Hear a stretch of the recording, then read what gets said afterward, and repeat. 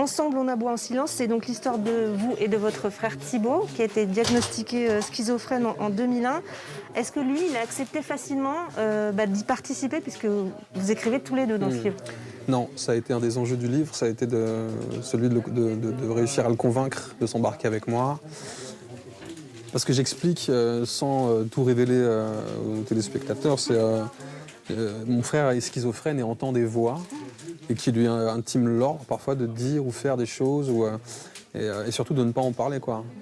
Donc ça, j'en avais conscience, parce que moi, il m'avait révélé quelques-uns de ses secrets, dont celui-là, quoi. Il m'avait dit j'ai pas le droit d'en parler. Ouais. Et c'est le point de départ du livre.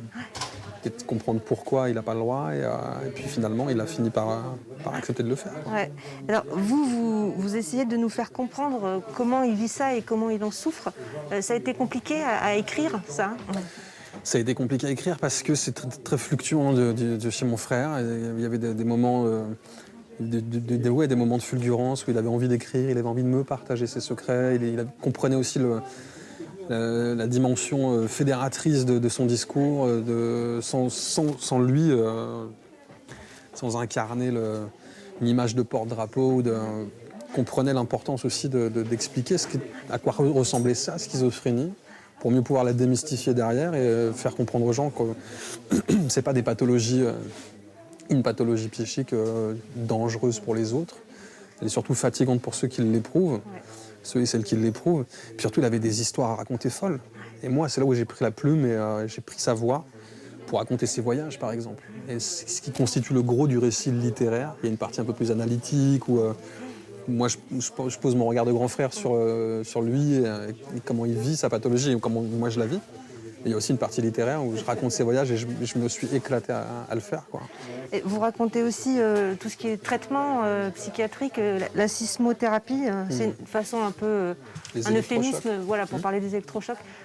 Ça, c'est violent, mais c'était important pour vous d'en parler? Ouais, parce que c'est un des recours. On dispose de tellement peu de recours, recours de soins pour les gens qui souffrent je parle de la schizophrénie, hein, parce qu'il y a des maladies psychiques et des troubles psychiques, il y en a à l'appel, mais la schizophrénie, elle est vraiment une maladie vicieuse qui s'inscrit dans le temps,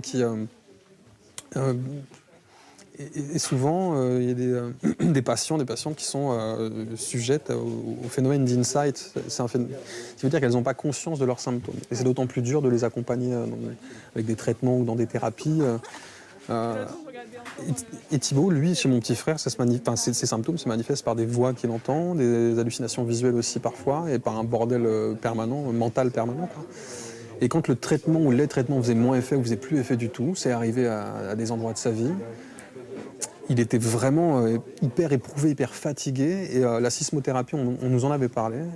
On nous expliquait qu'elle était efficiente, efficace, parfois, qu'elle atténuait les symptômes, qu'elle pouvait faire disparaître ses voix. Donc c'est quelque chose dont on a parlé avec lui. Et il nous a fait confiance, quoi. Donc on a essayé, et donc c'est plus les électrochocs que c'était, c'est moins archaïque comme pratique qu'à l'époque. Ça reste quand même des décharges électriques envoyées dans le cerveau, quoi. Des micro-décharges électriques. Et ça n'a pas eu l'effet escompté. Voilà. Donc ça a été un coup d'épée dans l'eau, mais il a fallu qu'on essaie, quoi. Et tout ça, la santé mentale, la psychiatrie, c'est quelque chose qui a émergé beaucoup ces derniers mois parce qu'on vit des périodes difficiles où les gens souffrent et tout. Là, tous les gens que vous avez rencontrés cet après-midi, c'est quelque chose dont ils vous parlent aussi, ça? Bah non, c'est ça qui est chouette. Moi, après, j'ai cette chance aussi de venir de la musique et d'un groupe avec un mec très connu. Et en plus, on a essoré un peu notre délire de potes. Oui. Donc moi, j'ai vraiment opéré un virage à 180, même à 360, tout seul avec mon album et avec ce bouquin. Donc il y a des curieux de l'époque qui m'ont découvert avec les Casseurs-Flotteurs et qui me supportent toujours depuis.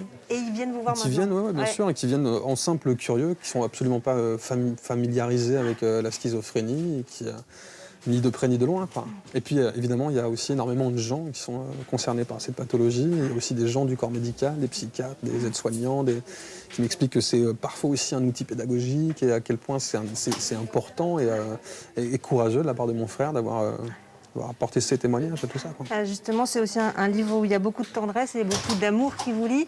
Moi, je voudrais finir cet entretien en vous demandant comment il va, votre frère, aujourd'hui, et comment il vit cette sortie de livre. J'ai pas envie de... J'ai pas envie d'idéaliser ou de raconter mais Thibaut, il a été hyper stimulé à la sortie du livre.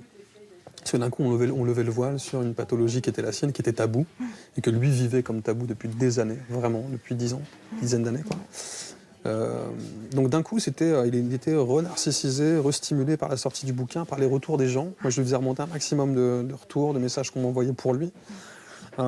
Et du coup, il s'est trouvé un petit appart avec l'avance du livre, une location dans le sud de la France, là où vit quasiment toute ma famille. Il s'est trouvé un petit appart super.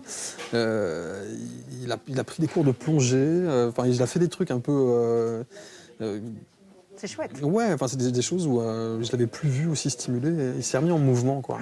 Après, c'est quand même une maladie qui fait que quand on l'a subi depuis X temps, on est aussi dans des difficultés pour se projeter. Ouais. On est dans un détachement, une rupture sociale un peu généralisée, quoi, à tous les endroits, en termes relationnels, en termes professionnels. Donc il y a des étapes qui doivent venir maintenant, grâce aussi à la sortie de ce bouquin et à ce qu'il a pu entrevoir grâce à ça aussi. C'est qu'il est capable d'écrire toujours, c'est sa passion. Mais il y a toujours un travail à faire au quotidien pour lui, d'être dans l'accompagnement et pour que lui puisse s'émanciper de mieux en mieux, quoi. Et dernière question, est-ce que vous allez continuer à écrire, continuer la musique aussi en même temps Ouais, je sais faire que ça. J'ai pas le choix. Non, mais je m'ennuie en plus quand je produis rien. Donc ouais, bien sûr, il y aura toujours. Et des livres. C'est vraiment... je crois que c'est le projet qui m'a procuré le plus de plaisir. Donc il y aura encore, bien sûr. Super. Merci beaucoup. Merci à vous.